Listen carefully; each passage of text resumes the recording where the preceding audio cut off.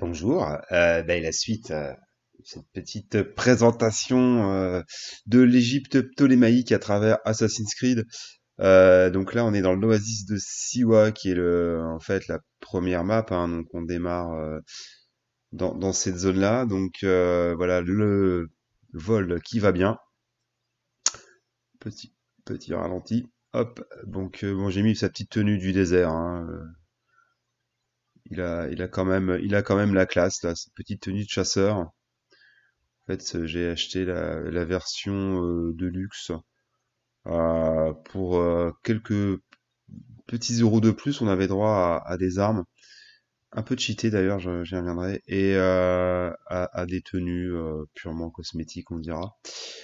Mais la tenue de chasseur est plutôt sympa et met en valeur toute la virilité triomphante du personnage. Donc voilà, le cheval aussi qui va bien avec la version Deluxe.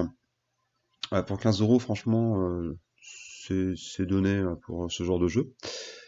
Ceci est dit, alors oui, alors je tenais à vous faire visiter quand même l'oasis de Siwa parce que c'est quand même pas n'importe quoi. C'est le sanctuaire d'Amon que les Grecs associent, ils l'appellent Zeus Amon, mais là avec deux M. Bon, je vais pas revenir sur les étymologies, mais il y a Amon avec un M et Amon avec deux M. Euh, C'est un jeu de mots en fait.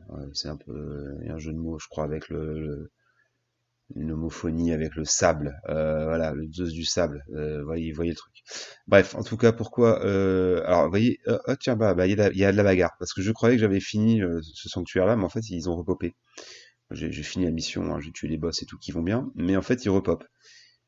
Alors là déjà, je joue de dague, j'avoue c'est un petit peu cheaté. Alors il y a rien qui s'affiche, hein, parce qu'évidemment pour le confort visuel, j'ai enlevé le HUD, donc il y a rien qui s'affiche, donc bon. Bon là ils sont pas à gros niveau, moi non plus, hein, je suis peut-être là les niveaux 11, ils sont niveau 4 on va dire. J'ai pas beaucoup avancé dans le jeu, hein, voilà. Mais pour le coup j'aurais pas cru qu'ils allaient repopper comme ça. Bon à savoir. Oui, je disais l'oasis d'Amon. On voit là les cornes du bouc. D'ailleurs, c'est pas pour rien, mais que Alexandre va se représenter par des cornes de bouc sur les monnaies de l'époque. D'ailleurs, c'est bien pour ça qu'on l'appelle le bicornu dans le Coran, hein, si tant est que ce soit bien lui, mais il y a de fortes chances que ce soit le cas. Donc bref, c'est dans ce sanctuaire d'Amon que, en 330, il a été proclamé par les oracles comme le digne fils de Zeus-Amon, ce qui va quand même lui donner beaucoup de crédit pour la suite. Alors, vous voyez quand même la lumière, elle est magnifique, le personnage aussi, il a quand même vraiment de la gueule, hein, franchement, j'avoue. Il a de la présence, il a du charisme, hein, et je vous dis, cette histoire de vengeance aussi, vraiment bien amené et assez poignant. Enfin voilà, je spoil pas trop, mais bon, c'est assez rapidement, mais voilà, son fils meurt et bah, ça fout quand même un peu les jetons, et puis bah, on a envie de se venger, quoi. Ah bah tiens, encore des gardes. Bon, bah, je vais les défoncer, enfin j'espère. J'aime bien double dague, hein, moi, j'aime bien, parce que je pourrais jouer au bouclier, mais de temps en temps je sors la grosse masse, voilà, juste pour dire pour le fun aussi. Elle est un petit peu cheatée aussi, ça c'est aussi une arme qu'on a dans le coffret de luxe. C'est des armes légendaires, elles sont un peu balèzes quand même. Après, le jeu, on meurt vite dès qu'ils sont un peu à un autre niveau ou un niveau au-dessus. Deux coups d'épée, on est mort, hein. Donc bon, là, j'avoue, j'ai trouvé un petit peu la feinte. Bon, en plus, bah, voilà, ils sont pas au niveau. J'ai déjà fait. Je répète, j'ai déjà fait cette map.